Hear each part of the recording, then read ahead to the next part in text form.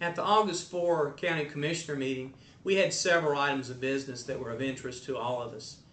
I guess one of the more significant ones was to ban smoking in all county property areas. It was a little bit controversial. We had some people that didn't want us to do this, but the Commission is committed to healthy people. And while you might say, well, what difference does it make for somebody to go outside and smoke? It makes a big difference, because secondhand smoke has been proven to also cause cancer and cause problems with people, and to even aggravate asthmatic attacks that some people have. Another item of business we had on the August 4 agenda was the approval of a contract, a $3 million contract to basically remodel the downtown library. You might wonder what the county is doing with the city library, but that's one of the roles we have in our, while we don't have to have libraries at all in our county, there's no requirement to have them. Buncombe County is always given generously, and we have branches all over the county. The biggest, by far, library in our system is the downtown, and it's also the most antiquated. We're going to put $3 million of money to renovate and remodel. It's going to be a beautiful library, and we think it's important for people to have good facilities.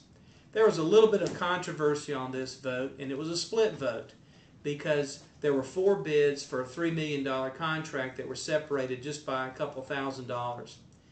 The winner and the lowest bid was an out-of-town contractor, and there was some feeling on our board that we should take care of local people, and all of our board wants to take care of local people. But the law of North Carolina requires that we take the lowest bidder. If we hadn't taken the lowest bidder, we would be involved in a lawsuit that would certainly cost a lot more than the cost of the second bid. And so it wasn't worth it to do it. It's against the law. When we took our oath, we said we'd follow the law.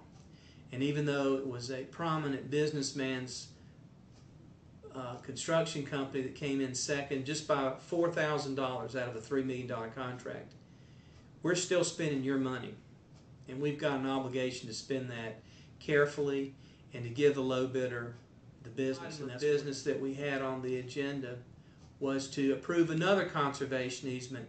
This conservation easement is called the Spicer property in Fairview.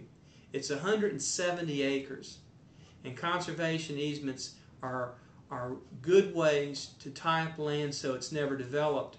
While the owner keeps their rights to live there, they just give up their right to develop it.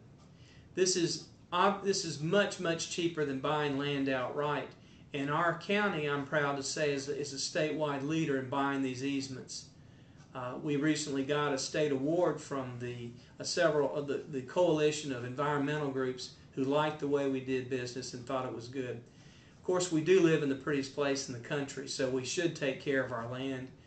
It's always been a big goal of our commission to protect land and preserve it, and we're doing it. We've already done it for 3,000 other acres, and this was another 170 acres in a really pretty part of Fairview that needed to be preserved. And we thank the Spicer family for donating the easement, because they put up a lot of money and time and rights and gave up their right to develop what would have been easily a multi-million-dollar area, because they thought it should stay wild and undeveloped so we could all enjoy it. So we thank the Spicer family, we thank the Becker family before them, and we thank everybody out there that owns large chunks of land that you might think about putting in a conservation easement. It's really not an all or nothing situation, because you can have a conservation easement and even develop part of it. You just got to agree to give up your development rights in some other parts of it.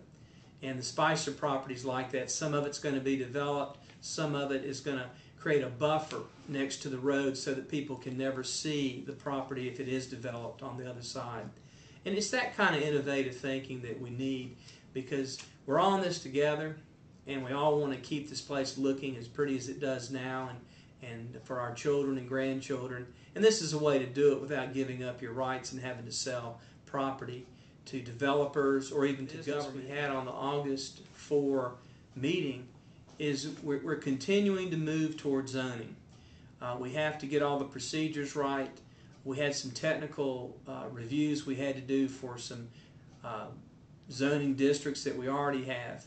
And I believe our board is committed to do zoning.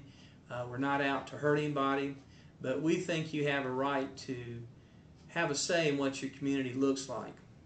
And we don't want concrete plants and other things like that moving next door to you without you having some rights to have a say in what your community is going to end up looking like and who's going to be next door to you.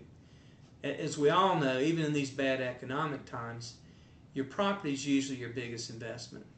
And so we think it's important that you protect that investment and you have a right to be involved in the process. And people can't just put whatever they want to next to you without some type of information and give you a right and your neighbors a right to be involved. We're not trying to take away anybody's property rights, but we have to think about the big picture and think about the community. Because so many people that have been against zoning through the years have come up to me and said, David, I'm glad you did zoning, and I'm glad you're doing zoning, because they see with all the development coming in around them, they don't have any rights at all. Your rights totally stop at your property line, but with zoning, you do have some rights, again, to have a say in what your community is going to look like. So that's the whole idea, and we'll hear more about that later. Thanks for listening.